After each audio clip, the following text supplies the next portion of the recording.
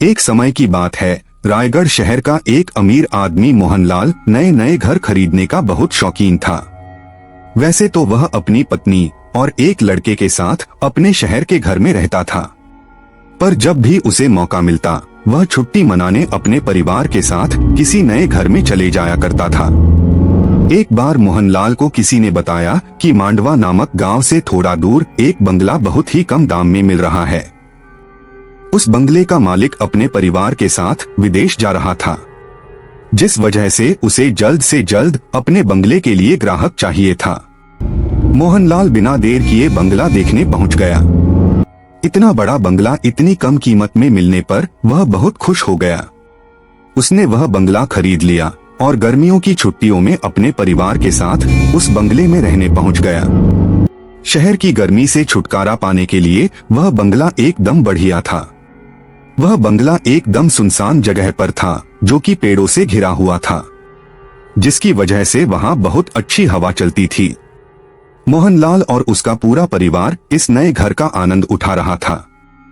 एक दिन खेलते खेलते मोहनलाल का लड़का बंगले के बेसमेंट में पहुंच गया। वहां उसने एक बंद कमरा देखा और वो उसके अंदर चला गया। थोड़ी देर बाद वह अपने मम्मी और पापा के पास रोता हुआ पहुंचा। उसने बताया कि उसने बेसमेंट में एक डरावनी औरत को देखा, पर मोहनलाल के जाने पर उसे वहां कोई भी नहीं दिखा। उन्हें लगा कि उनका बच्चा अंधेरे की वजह से डर गया होगा। धीरे धीरे दिन से रात हो गई और मोहनलाल और उसका परिवार खाना खाकर सोने चले गया। सुबह जब उनकी नींद खुली तो उन्होंने देखा कि उनका बच्चा वहां नहीं था। घर में ढूंढते हुए जब वह बेसमेंट में पहुंचे तो उन्होंने देखा कि उनका बच्चा वहां रखे एक खिलौने से खेल रहा था। दोनों को लगा कि खेलते खेलते उनका बच्चा वहां पहुंच गया होगा, तो वह उसे लेकर वहां से चले गए। अगले दिन उनका बच्चा फिर गायब था और फिर से वह बेसमेंट में उसी खिलौने से खेलता हुआ मिला।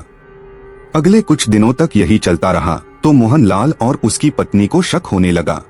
रात होने के बाद जब उनका लड़का वापस से बेसमेंट में जाने लगा तो दोनों ने उसका पीछा किया। जब उन्होंने कमरा खोलकर देखा तो वहां उनका लड़का नहीं बल्कि एक भूत था। उस भूत ने उनके लड़के के शरीर पर कब्जा किया हुआ था। ये देखकर दोनों बहुत डर गए और अपने बच्चे के पास पहुंचे। उन्होंने जब अपने बच्चे को वहां से ले जाने की कोशिश की तो वह भूत भड़क गया और उसने मोहनलाल का गला कसकर पकड़ लिया। तूने यहाँ आकर बहुत बड़ी गलती कर दी।